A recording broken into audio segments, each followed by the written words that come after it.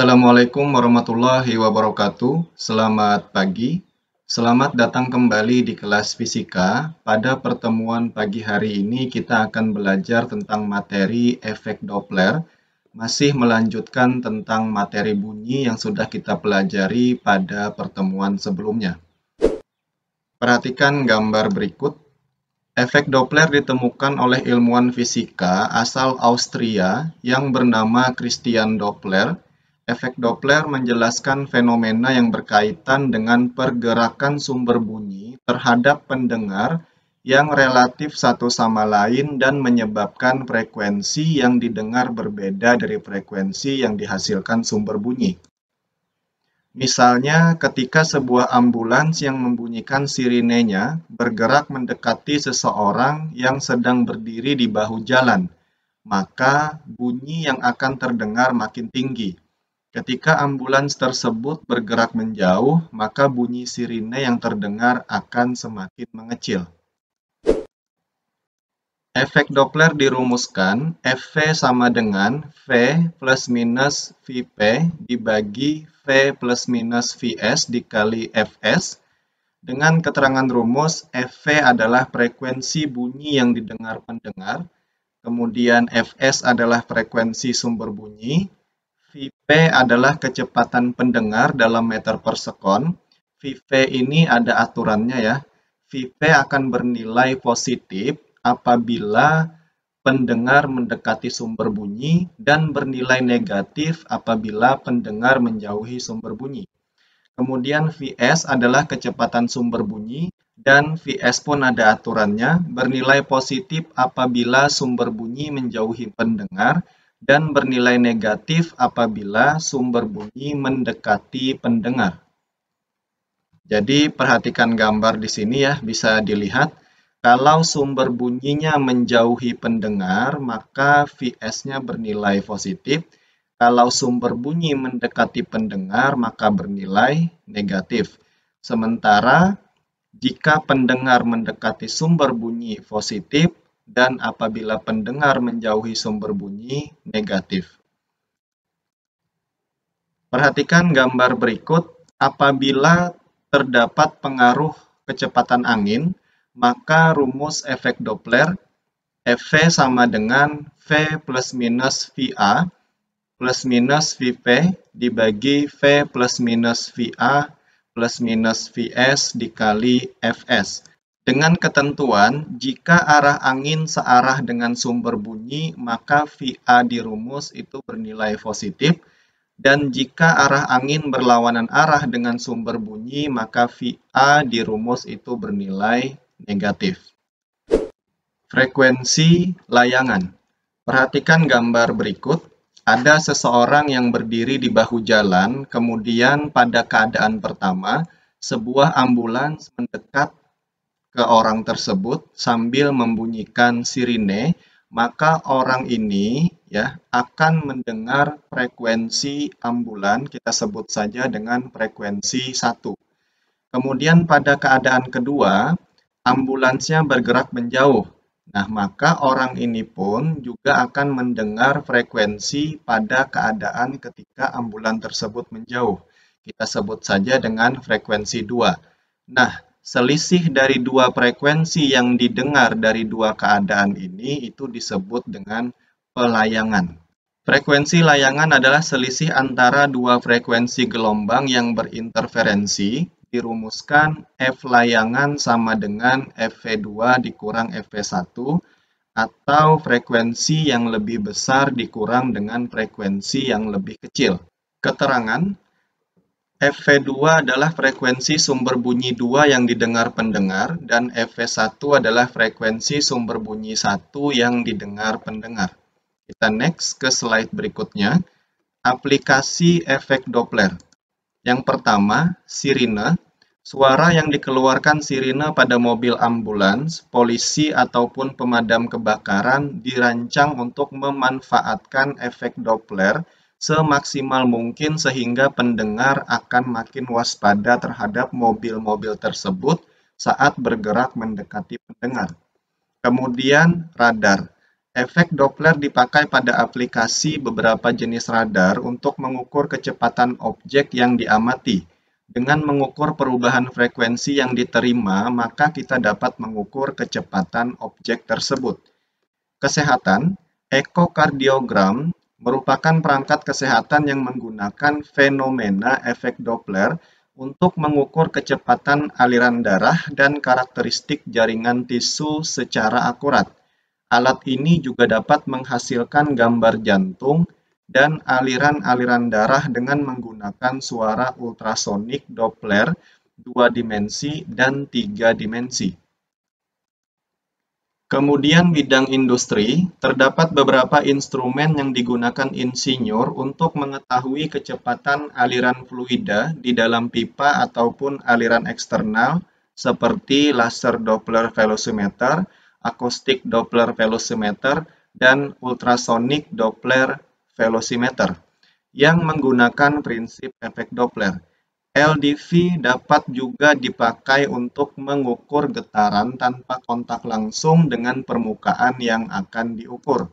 Kemudian, pada bidang komunikasi, satelit komunikasi yang mengorbit bumi setiap saat dapat mengalami fenomena efek Doppler akibat perubahan ketinggian permukaan bumi yang dilewati. Maka, diperlukan suatu kompensasi Doppler dinamik agar satelit dapat menerima sinyal dengan frekuensi yang konstan.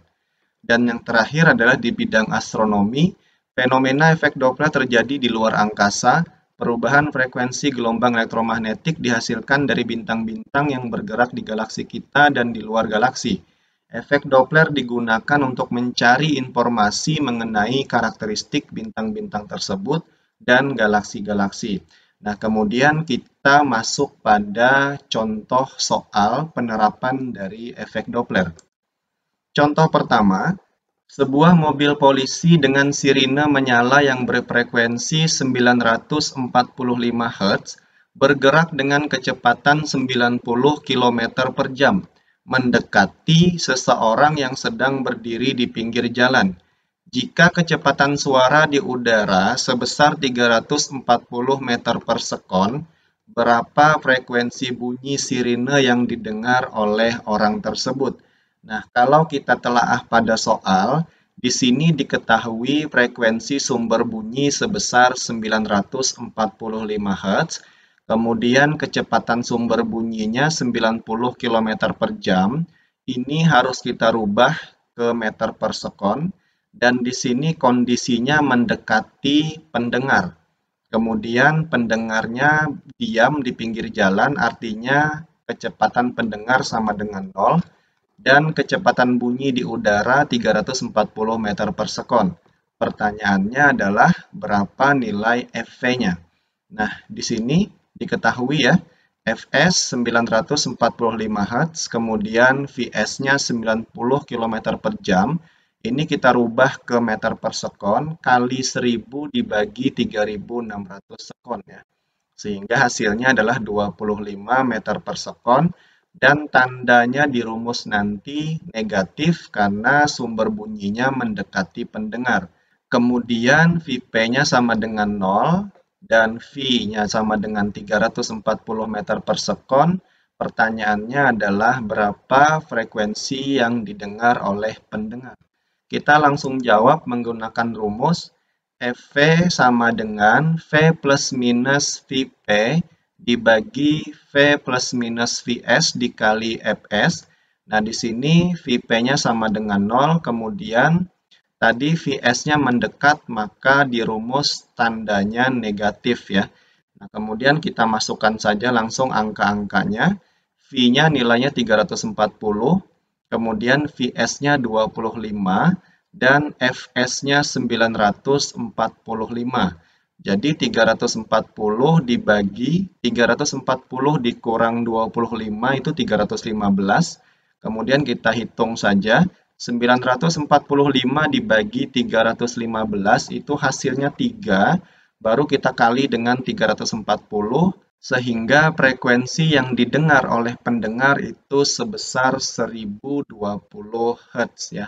Kita next ke contoh berikutnya.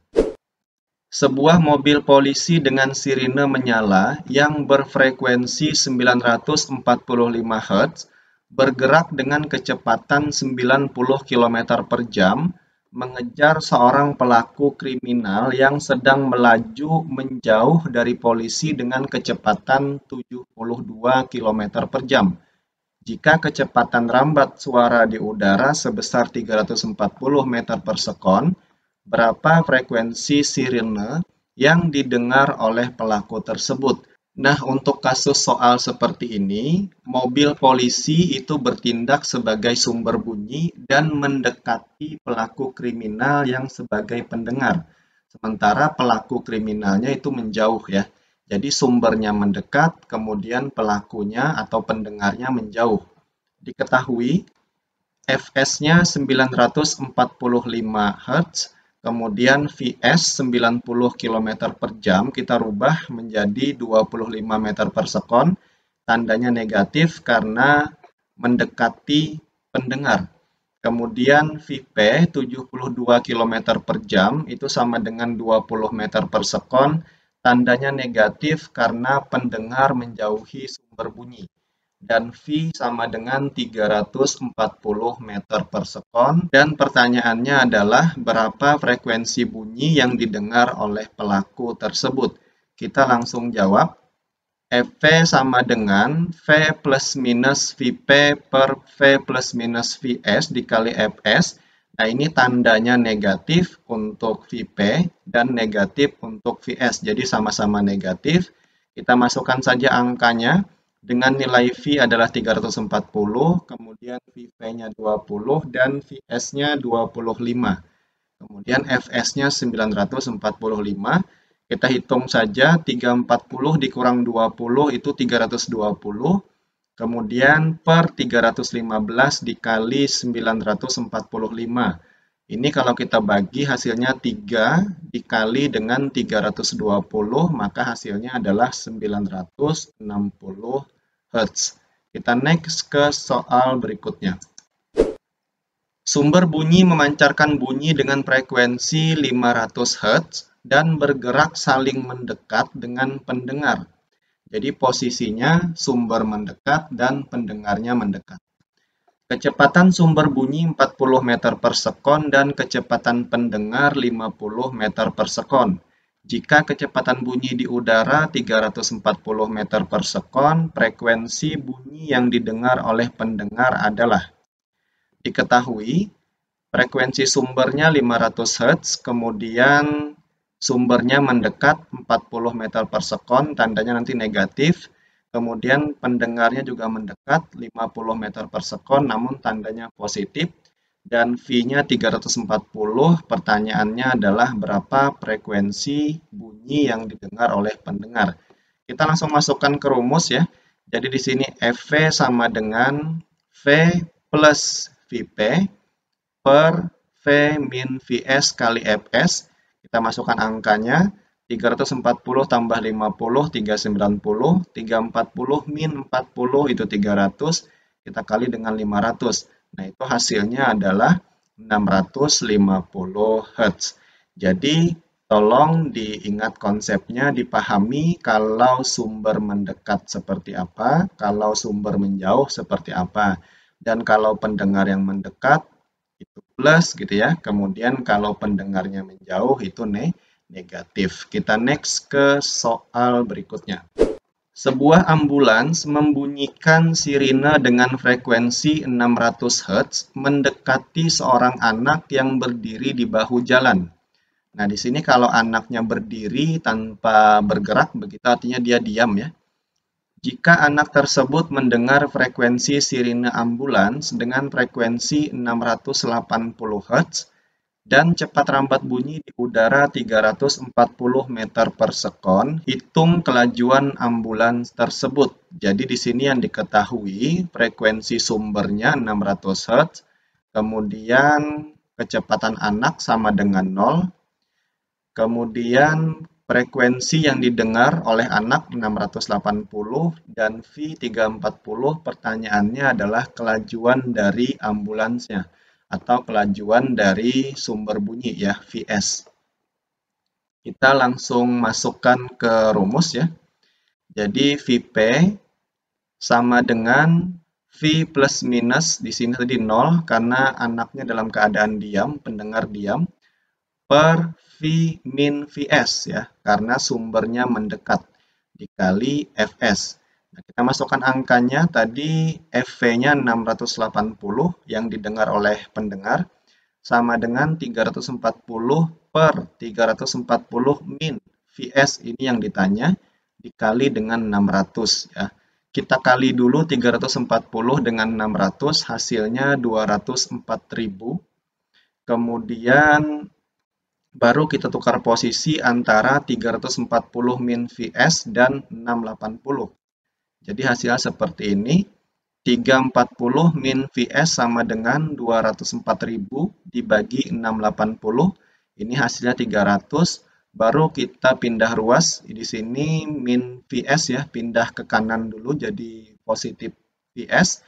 Kemudian 300 pindah ke kiri jadi negatif. Jadi 340 dikurang 300 hasilnya adalah 40 meter per sekon. Sehingga Vs-nya adalah 40 meter per sekon. Ya, jadi diperhatikan bagaimana cara menghitungnya. Kita next ke soal berikutnya. Seorang pendengar berdiri di samping sumber bunyi yang berfrekuensi 684 Hz. Sebuah sumber bunyi lain dengan frekuensi 676 Hz bergerak mendekati pendengar itu dengan kecepatan 2 meter per sekon.